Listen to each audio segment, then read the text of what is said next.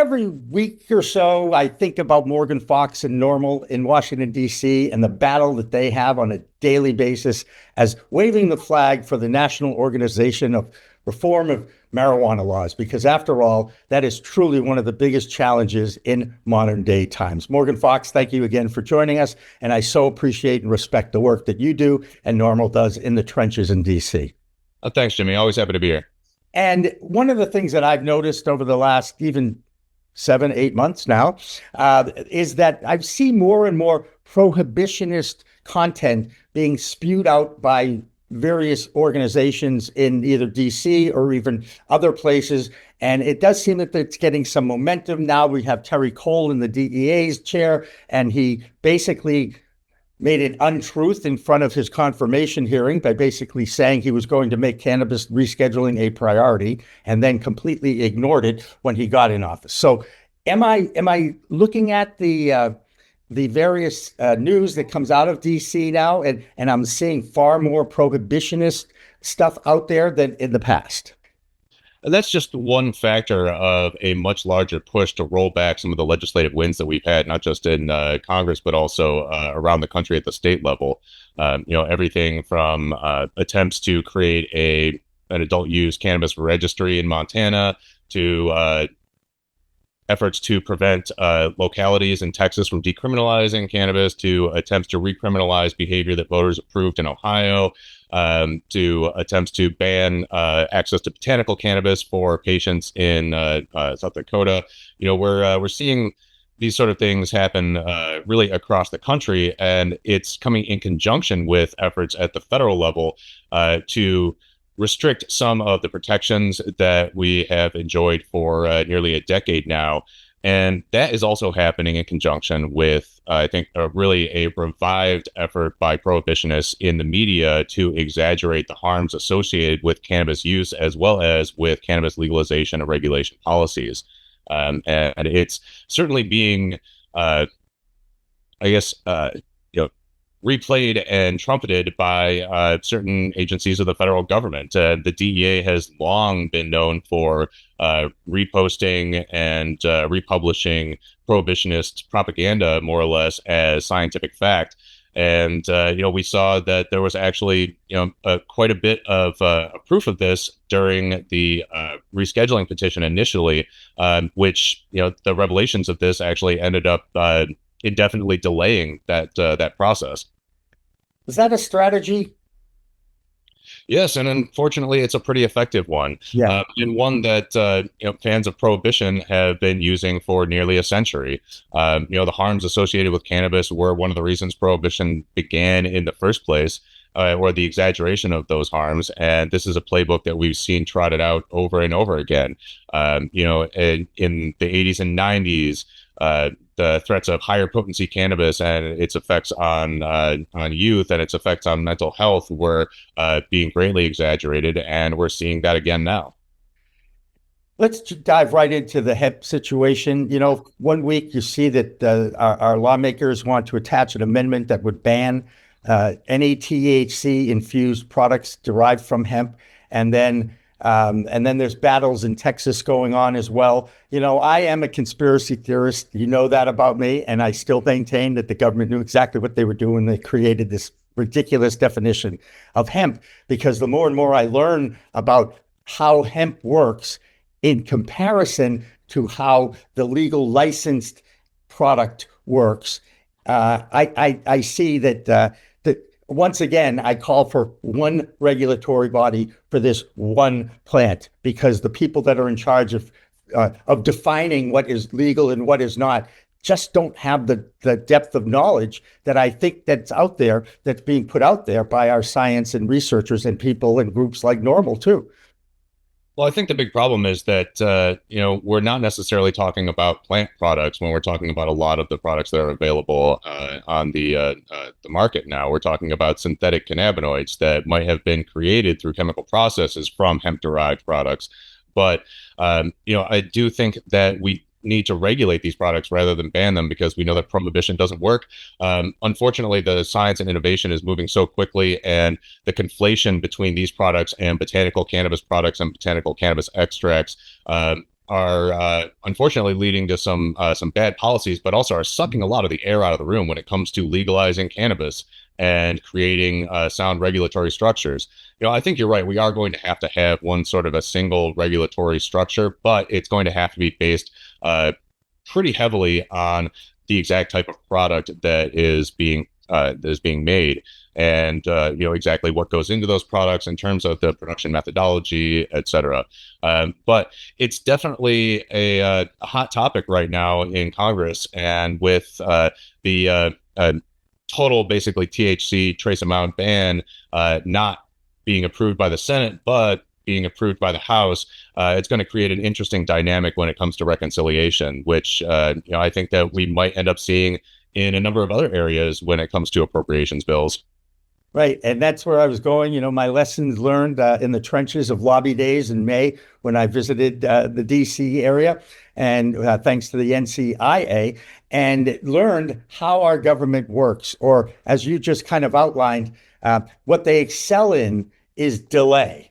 It's delay. It's like, it's just incredible. And I can now understand better what the job of what you guys have, because I don't know how you handle that. I mean, to me, they're not doing their jobs. They're reacting to influencers. How's that for a spin? Would that be accurate? Well, I mean, the impact of social media is kind of hard to measure, but I can tell you that there is a lot more effort being put in towards must-pass legislation, like you mentioned, than towards standalone legislation, especially when it comes to cannabis policy reform. There are a number of reasons for that. Not least of which is getting standalone cannabis reform bills through some pretty sticky chambers, especially on the House side.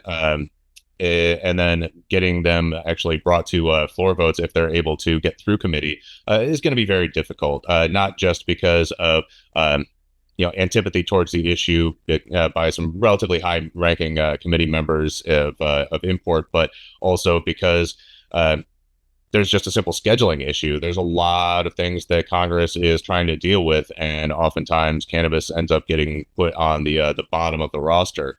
But when it comes to appropriations, these are must-pass bills for the most part, unless the government decides to pass a continuing resolution, just continuing the funding levels and restrictions on funding from the previous fiscal year.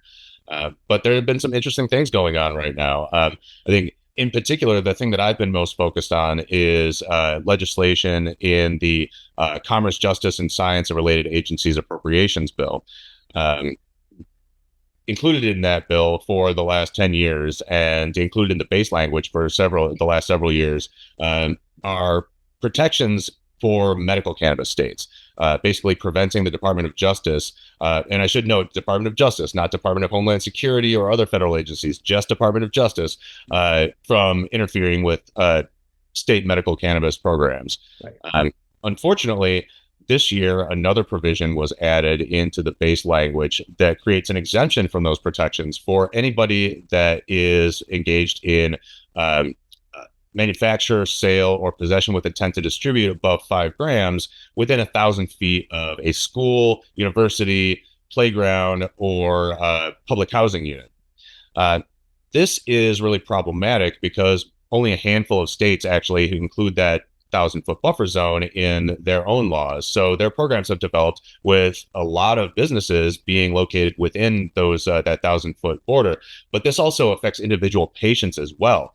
Any patient growing even a single plant or with cannabis contained in multiple containers or bags would be potentially open to federal prosecution, not to mention delivery services or simple transport through an area that's within 1,000 feet of a school. So if this law is actually passed and enforced, then that could cause serious problems to state medical cannabis programs and put a lot of patients and caregivers at risk. And in effect, through both prosecution as well as the chilling effect that would be caused by even the threat of prosecution, could all but eliminate access to medical cannabis in certain jurisdictions. So we're trying to make sure that that language is struck from the House version. Now, on the good side, the Senate version of that bill did not include that. The Senate version also did not include a provision that the House included in the base language, but still hasn't passed in totality yet, that would prevent any federal agency from that's covered by this bill from pursuing rescheduling or descheduling of cannabis, basically reserving that power entirely for Congress. Now, again, that was not included in the Senate version. It is in the House version, but I am starting to think that there's a good chance that that could get struck as well, largely because the president has stated that he supports rescheduling and wants the process to go forward, but also because the president does not like Congress taking away powers from federal agency that he has ostensible control over. And so I'm hopeful that both of those provisions will get struck out of the CJS appropriations bill. Now, we also have a potential win on our side and making some forward progress. Both chambers of Congress have now approved the military construction appropriations bill, which includes provisions that allow doctors within the VA system to be able to officially recommend medical cannabis to patients under the auspices of state law. This is super important because so many veterans are forced to go outside of the VA program, sometimes at great personal cost, or go to the street to be able to get medical cannabis. And this will really ease that process and significantly increase access for our veteran population. Now, we've been in this situation before where both chambers approved language like this, and it ended up getting stripped out of the final bill that was eventually approved and signed by the president at the time. So hopefully that does not happen, but as in the past, it could be the case that cannabis is an easy trade away token when it comes to these negotiations. So we're going to be trying to do everything we can to make sure that language stays in the final version so that we can continue making forward progress while we try to stop efforts to curtail the progress that we've already made when it comes to appropriations. Absolutely. And I call kind of what you're describing the ego factor of our leader. And I am still hoping and banking and praying that someday he'll pick up the phone and make a decision to his Republican disciples and say, let's get this reform passed or rescheduling moved forward. And, you mentioned that he's on record as saying that, but we also know what politicians say and do are two different things. That being said, Sam, Smart Approaches to Marijuana, are putting out a set of videos, commercials, if you will. I can't call them public service announcements because to me, it's all misinformation about if we reschedule, we're helping the Chinese and the cartels out. And, I've talked to a few others in DC about this, and I can't believe that they are doing this. But then again, I can believe they're doing this because they've been doing this. But how much misinformation is out there that's being spewed by this campaign? Well, I mean, I think that a lot of it is really based around the idea that it's going to be giving tax breaks to criminals, but any criminal organizations that are involved in the illicit production and sale of cannabis in the United States are not paying taxes anyway. So you're not giving them a tax break by rescheduling. What you are doing is leveling the playing field for existing businesses. Unfortunately, that's really all that rescheduling does. But yeah, those ads are pretty despicable and chock full of dog whistles as well, aside from being completely inaccurate in terms of what rescheduling actually would do. I think the thing that they're really worried about is that it's a step in the right direction and that they would no longer be able to fall back on the position that cannabis is a Schedule I drug with no accepted medical value and a high potential for abuse.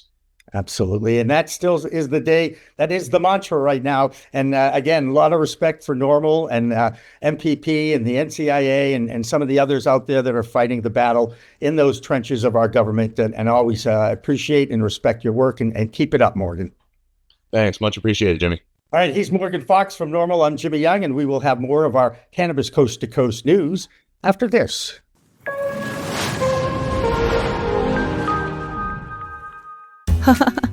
I think I messed up. Did you know there's a place that covers all the cannabis news you need?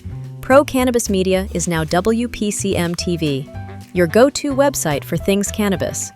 WPCM TV is the CNBC of weed, bringing you the latest news you need. Amy Carter, This week, she reports from inside the State House in Lansing. I'm Amy Carter from Michigan Weedsters with this week's Michigan Report for Cannabis, Coast to Coast News. And talk shows about all things cannabis. Well, thank you. And thank you for y'all, all you're doing to get the word out. Like, this show is so important. It all started back in 2018 when Emmy award-winning talk show host Jimmy Young kicked it off with the In the Weeds podcast. That it's not just any generic paper towel. You do have a brand that you use, right? Yeah, we live or die by the bounty. I mean... The quicker picker-upper! I love that! His mission? Building an army of multimedia journalists and podcast hosts who are documenting the fight to end cannabis prohibition in this country and around the world. Fast forward to today, and we've got the nation's only weekly cannabis coast-to-coast news program with Elena Pinto. Hi, everyone. Welcome to this week's Cannabis Coast to Coast News, WPCM TV's weekly production of the fight to end cannabis prohibition in this country and around the world. I'm Elena Pinto. Delivering the nation's only TV news-style program. Since June 2021, WPCM TV has racked up over 1.3 million views, with 17 million impressions, and picked up over 16,000 subscribers on YouTube alone. Now we even have our own app. For more information, contact the team at WPCMTV.com